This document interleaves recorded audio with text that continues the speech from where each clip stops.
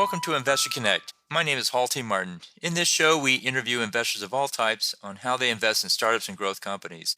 Today, we meet Jaap Dekter of Amsterdam Venture Partners. They help investors fund seed and growth startups. They focus on B2B SaaS businesses primarily in Europe. Investors look to them for their metrics-driven approach to investing, as you will hear from the podcast. Jaap shares with us the metrics they should be looking for and how they should deploy it. Without further ado, let's listen in. So a lot of VCs, and I know mostly U.S. VCs, but I'm meeting more on the European and then the Asian side.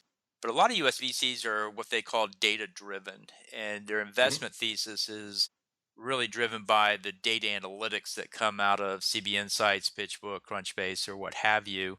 But yours is a little different. Yours is metrics-driven, where companies have to achieve certain milestones in revenue or ARR, MRR, what have you, before you get to the next stage. Is that a fair distinction between data-driven and metrics-driven, or how would you define it? Oh, I'm a little bit unsure about the exact difference between the two, but when we talk about being metric-driven, we indeed focus only on those things you just mentioned, on MRR, on churn, customer acquisition costs, customer lifetime values, and the ratio between them. Investing in early stage startups is both art and science, right? And there's also a lot of intuition that comes into it. But part of it is just objectively looking at these metrics. So, for instance, we know certain investors will not touch anything if the MRR is below 20K. So it doesn't make sense for a startup to talk to these people before that point. But once they are there, and also all the other metrics are there, their churn is low enough, and they can squeeze sufficient money out of a single client. Once all those things also check out, that's when sort of the metrics move back a bit and things like team and founder qualities come into play. So we focus on the first part, and then the investors themselves sort of decide what they think about the team or the market or the product and so on. So how do you apply metrics at the seed level where you may be below that 20K threshold? When you get above 20K or 50K, or in the US, many VCs are at 85K before they'll talk to you. It's $1 million run rate. And I found 80% of the VCs I deal with, unless you're above that, you're not even in the game. Got a handful that are below zero. If you have any revenue, they don't want to touch you because they want to come in very, very early at a very low valuation. And then the middle ground seems to be a no man's land. So how do you handle those? Yeah. So what you see here in Europe is, for B2B SaaS investors, is there is a decent cohort of people willing to take a look when the MRR is north of 20 or 30K. And then there's a really big cohort of investors willing to take a look north of 100K MRR. The space in between, that's a little bit tough. Also, the average check sizes that you can raise at each of those levels can make it a bit hard for the people in between, because when you're at, for instance, a 50 or 60K MRR, you might not be interested in a 1 million round, but you're definitely too small to raise 4 or 5 million. So that's a tough space to be. Do you deal with companies below 20K MRR, or do you say I can't help you? Well, below 20K is basically angel territory, and it's very hard to model when angels will say yes to a particular startup, right? Because you never know why someone pulls the trigger. So below that level, we're very much willing to work with the startup if we really like the founding team, or if we really believe in the market. But it's hard, and we do tell people that if possible, raise as little as you can to hit that 100K MRR point, because that's when really most of the doors open. So aside from MRR or revenue and churn, what other metrics are key that you look at? So there's the ratio between customer lifetime value and customer acquisition costs. Okay. Right? You need to sort of earn 4 or 5 times what you spend on acquiring a client, and then you need to recoup that customer acquisition cost within the first, ideally, at least within the first year, but faster if possible. Those things really matter. And then, of course, there's growth, which is sort of the other side of this coin. If you don't grow fast enough, you're not that interesting for investors. And what's the floor on the growth rate that your investors demand in addition to the 20K per month MRR? It depends on what stage you're at. So when you're north of 100K, you need to have at least a 100% year-on-year growth. Whereas north of 20K is more of a monthly number, and then it differs a little bit, of course, per industry and so on.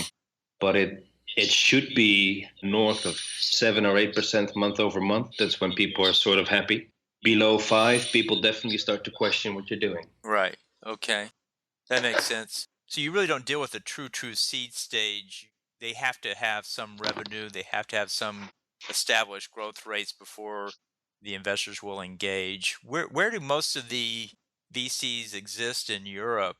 Some in Netherlands, some in Germany, some in UK, but where do you see the most concentration? Well, definitely the UK is where you'll see most investors. And then there's sort of tier two would be Berlin, and some people would say that Stockholm is also there, and Amsterdam. That's sort of maybe on par. There's a lot of things happening in France, but it very much differs per sector, for instance. So if anyone is doing anything related to biotech, you definitely want to be in France. There's a lot of gaming VCs in the Nordics. That's where a lot of things are happening. So if you want sort of access to everything out there, then London is by far the biggest concentration of investors. In the US, we see people using CB Insights, PitchBook, and Crunchbase as the three primary data analytic platforms open to the retail. Do you think Europe is well represented on those platforms? And if so, which platform best represents European activity? We always look at Crunchbase, Okay. and there are a lot of initiatives, a lot of data tools out there. But yeah, that's one that we use. Index is another one here that we like to look at. PitchBook is a bit expensive, especially for founders to use. Right, yeah. But both PitchBook and CB Insights are quite up there in price, and so Yeah. nice newsletters, but that's as far as most people go with it. But Crunchbase is much more open. There was Mattermark, and there were some others. I'm not familiar with Yeah. Index. What is that all about? The Next Web, which is sort of the Dutch equivalent of South by Southwest, they also released a data platform. Oh, okay. That sounds great. There's Yeah. quite a few tools that make it more possible to find people in what you're doing because it's less about geography and more about sector and stage to find the right group. Yeah. And it sounds like if you're a European VC, it doesn't matter what part of Europe you're from or even what part of the world Mm. you're from. Or do European VCs invest in US companies? Well, there are even a lot of European VCs that do not invest outside of their own country, Okay. which doesn't make that much sense, especially when we're talking to someone from the US, because every country is only a few hours drive away from other countries. But for instance, here in the Netherlands, a lot of local VCs only invest in Dutch startups, which makes no real sense because there's a population of 17 million people. So the total pool of potential winners is relatively small. But if you look at people with a real pan-European focus, that's usually mostly in Germany and in London. And then some of those funds with a European mandate will also invest in US firms. Okay. So generally, there's a bit of a valuation difference. And what's the difference in the valuation you find? What's the delta? We haven't spoken to that many US companies, so I wouldn't really know. But if a company here is raising, let's say, 500,000 or 1.5 million, so that would be pretty much an early stage, you'd expect a valuation pre-money 2 or 3 million ish.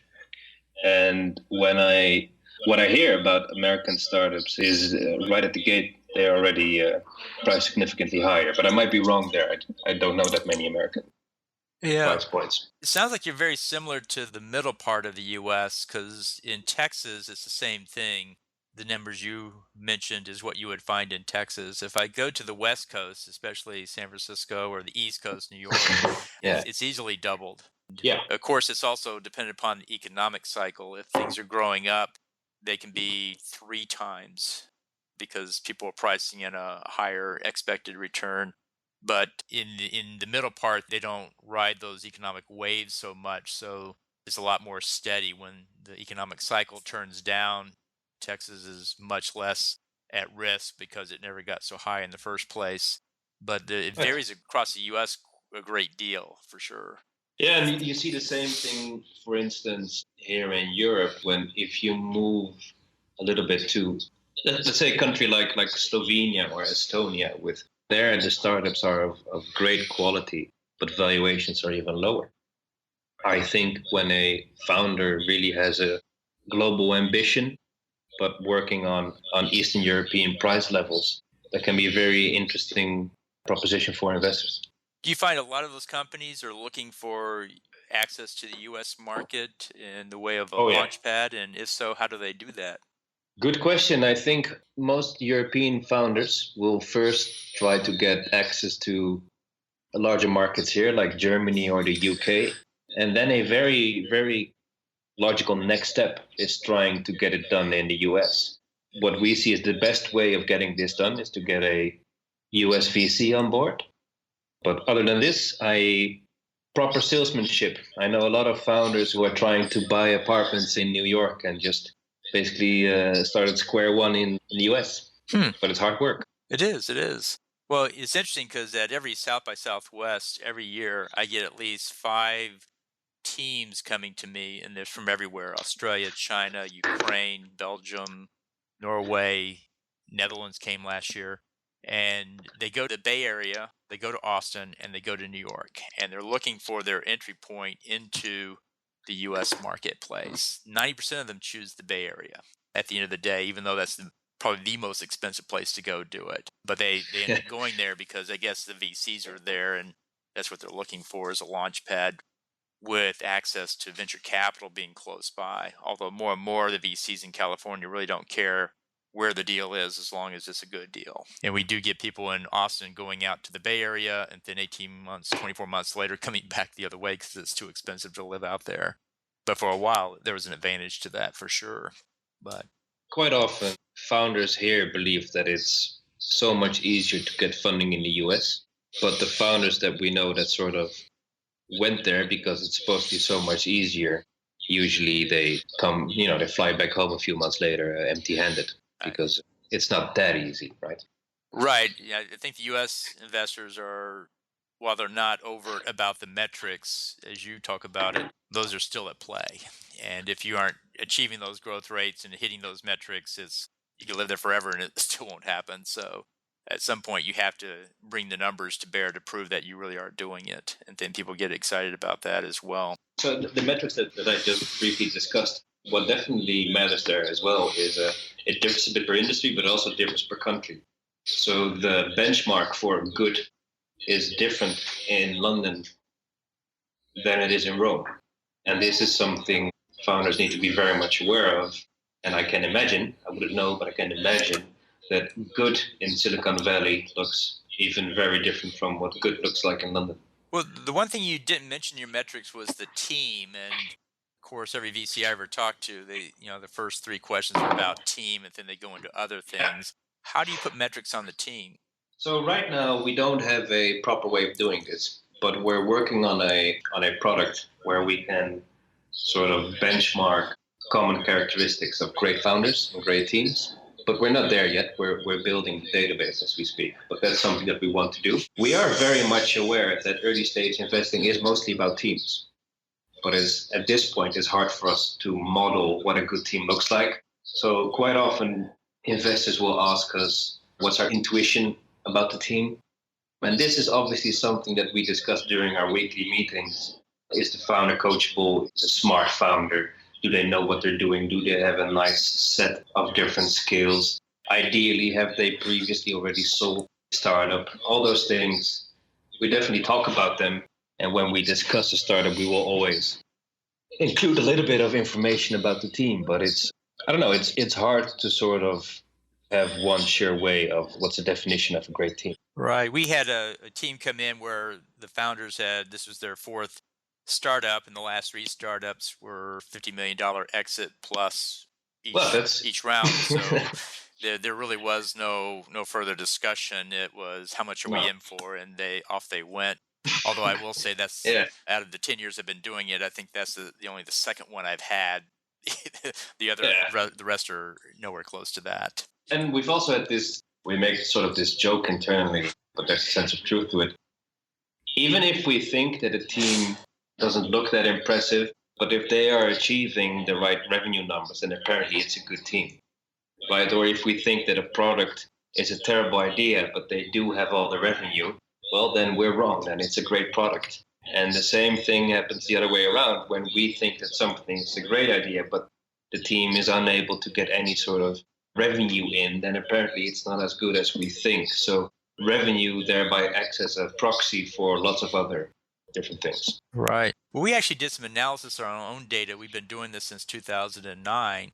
And so we had 170 funding events, and we went back and looked at it, and we analyzed all those who got funded and all those who didn't. And going into it, I said, well, revenue is a key factor.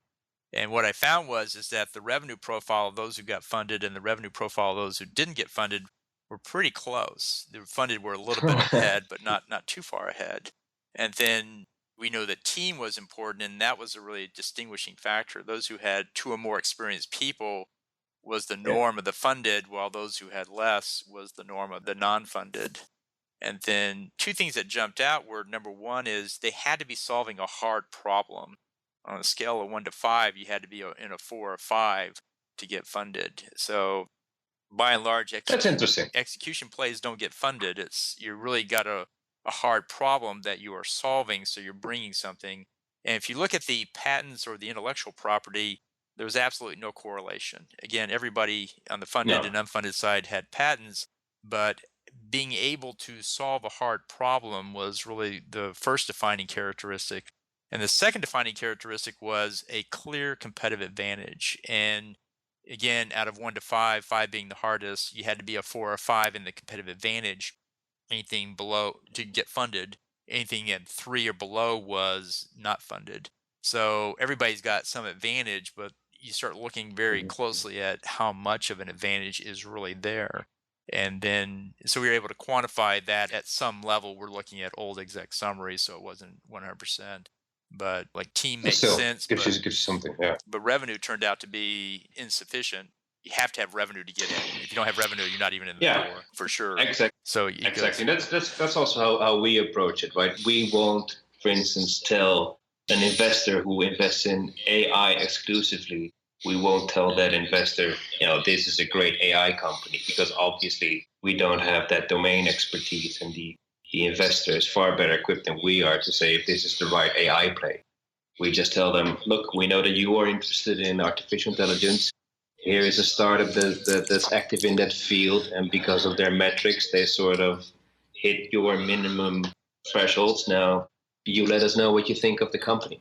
That's great. That's great. Well, you see a lot of different sectors. If you had to pick 2 or 3 sectors you think are going to be the big winners over the next 5 years, what would you say? Before I did this, I worked in derivatives, and as such, I never really looked that much at particular individual sectors or whatever. I just looked at how quick things were moving and all that sort of stuff. So I might be off here completely, but I enjoy working with founders who are working on stuff that I sort of understand. So I might be completely biased here, but we see a lot of interesting things happening in property technology, even though it's not that new or cutting edge. That's something we really enjoy working on. There's a lot of cool blockchain stuff happening, but we're only interested in a very small portion of it. And that's sort of where we see investor demand being strong also going into the new year. But other than that, I'm not really strong in the whole prediction space. So I think great great ideas can come from anywhere, and it's usually where everyone has stopped looking is where the really cool things are happening. Well, that's great. That's great. On my side, I think the winners will be blockchain and cannabis, just because if I look at all the spaces, AI, data analytics, blockchain, and so forth, the amount of money out of the gate going into blockchain and cannabis outstrips everything else by a huge margin. And I've worked in the AI space before. Back in the last time it was a big thing, which was in the 80s. It was a big thing. and I actually applied it to different projects as part of my work at a university and found it was really hard to apply. It was very picky about what problems it solved and needed a lot of structured data, clean data, and processing power. Mhm. And back then we had little of any of it. They're much better today, but still that makes a big difference with it. But when I just look at the native interest in blockchain and cannabis, I think those are going to be the big winners. But like you, I'm not big in the prediction space. I'm not writing blog posts about it, but it's interesting to put out there. And this has been legal almost since forever. That's one of those industries that I always completely overlook. But in the US, there's a lot of change of regulation, right? So there's definitely some money to be made there. Up to 29 states now have it legal. 8 have it for recreational, and Texas just became one of the ones that made it legal, although it was a very narrow medical application. But from there, it grows to be a bigger thing, I'm sure. Oh yeah, a lot of good things happening there. And one thing that we are sort of staying away from, which is sort of the opposite of the question you just asked, is anything related to ICOs for now, despite that really being, of course, the hot new thing these days. Yeah, we see a lot of money going into it, but then we see a lot of regulation running around chasing after it. So it's tough to make it Yeah. work. My prediction is ICOs will move away from being a startup thing to being an advanced company thing. I actually have a fair number of Series A companies coming in saying, well, instead of using VCs for my next raise, I'm going to use an ICO for my next raise. And with an established company, established market presence, domain knowledge, and so forth, the token thing on top of that can be a really useful way to raise money as opposed to two guys with a white paper and an idea and they're going to raise millions of dollars. Well, this doesn't always work out well because there's just too many hurdles in front of them. So we'll see how it works out. Yeah, definitely. And I'm a little bit biased here. I started working in finance in 2008. So the first years of my career were basically spent cleaning up mess, right? So I don't want to go through all that stuff again. So trying to stay kind of away from hard to understand investments. Yeah, the other issue is blockchains at the early stage where most successful deals at this point will be infrastructure plays. High-end Mhm. applications need a lot of layers of infrastructure that do not yet exist and probably several years out before they will be viable. But so you have to do a lot of the basic work, and it takes a while to build up the layers to get to something more interesting. So I see a lot of point applications. Yeah, that sounds cool. How are you going to make that work at an efficient way? But we'll see where they go with it. Yeah, I mean, plenty of smart people trying to build great stuff there. So I'm sure some of it will be great. That's great. Well, I appreciate your taking time. We'll put this together and put it out on the website. We'll close it at this Cool. point. But in wrapping up, is there anything I can do for you? Well, when we started doing this, we were really working on, rounds up to 500,000. Then we sort of started working on rounds a little bit larger in size. So if we keep this up in 2 or 3 years, we'll be working on even larger rounds, which means starting to do some stuff in the United States. So we need friends in your area, and we need to sort of start to understand what's happening in the US. So if not today, then somewhere in the near future, I'm sure I'll be calling you for some advice. Very good. And hopefully, if you make it over to South by Southwest or some other venue in Austin, love to catch up with you when you get here. I might take you up on that one. Thank you very much. I'll be waiting. Thank you so much for taking time. We'll go ahead and close it out, and I'll send you a link to it probably a couple of weeks before we'll have it produced, and then you can review it and make sure we got things just right, and we'll go from there. Perfect. Perfect. Thank you very much. Thank you. Have a good day. Thank you. Cheers. You too. Bye bye.